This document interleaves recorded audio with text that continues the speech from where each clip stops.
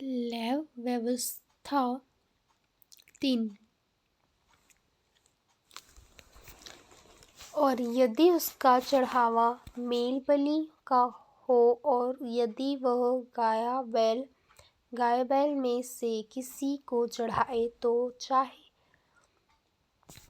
चाहे वह पशु हो, नर हो या मादा जो निवास हो उसी को वह यहोवा के आगे चढ़ाए और वह अपना हाथ अपने चढ़ावे के पशु के सिर पर रखे और उसको मिलाप वाले तंबू के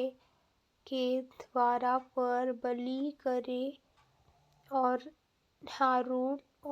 के पुत्र जो याजक के हैं वे उसके लहू को वेदी की चारों अगलों पर छिड़के और वह मेल बलि में से यहोवा के लिए हवन ठहरे, अर्थात जिस चर्बी से अतिरिक्त ठबरी रहती है और जो चर्बी उनमें लिपटी रहती है वह भी, और दोनों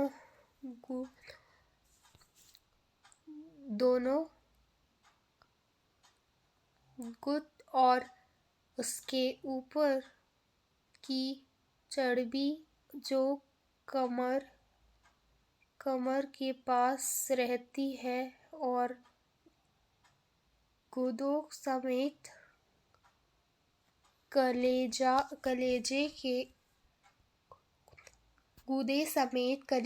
के ऊपर की झिल्ली इन सबों को वह अलग करे। तब और हारून उसके पुत्रों इनको वेदी पे उस होमबलि के ऊपर जलाए जो उन लकड़ियों पर होगी जो आग के ऊपर है, कि यह यहोवा के लिए सुखदायक सुगंधित हवन है ठहरे। और यदि यहोवा के मेलबलि के लिए उसका चढ़ाना भेड़ बकरियों में से हो तो चाहे वह नर हो या मादा हो, पर जो निर्दोष हो उसी को वह चढ़ाए। यदि वह भेड़ का बच्चा चढ़ाता हो तो उसको यहोवा के सामने चढ़ाए और वह अपने चढ़वाहे के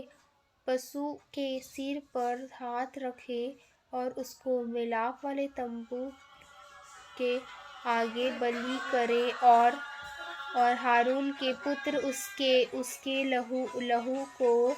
वेदी की चारों अगलों पर छिड़के और मेलबलि में से चर्बी को यहोवा के लिए हवन करे, अर्थात उसकी चर्बी भारी मोटी पूंछी को वह रीढ़ के पास से अलग करे और जो जंजीर भी उनमें मिलावटी रहती और दोनों गुर्दों और जो चर्बी उसके ऊपर कमर के पास रहती है और गुर्दों समेत कलेजे के ऊपर की झिल्ली इन सबों को वह अलग करे और याजक इन्हीं वेदी पर जलाए। यह यहोवा के लिए हवन योजना ठहरे, और यदि वह बकरा व बकरी चढ़ाए तो उसने यहोवा के सामने चढ़ाए, और वह अपना हाथ उसके सिर पर रखे और उसको मिलाप वाले तम्बू के आगे बलि करे, और यह हारून के पुत्र उसके लहू को वेदी की चारों अलगों पर छिड़के, और वह उस समय में से अपना चढ़ावा यहोवा के लिए हवन उसके चढ़ाए, अर्थात जिस चर्बी से उत्तरयुक्त छपी रहती है, और जो चर्बी ऊन में जपटी रहती है वह भी, और दोनों गुर्दों, और जो चर्बी उसके ऊपर कमर के पास रहती है, और जो गुर्दों समेत कलेजे और के ऊपर की झंझली, इन सबों को वह अलग करे, और याजक इन्हें वेदी पर जलाए। यह तो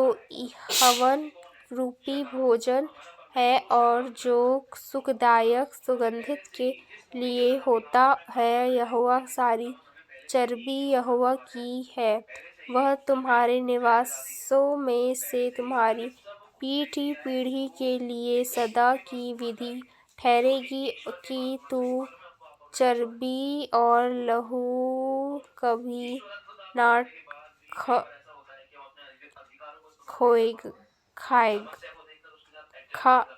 खाओ।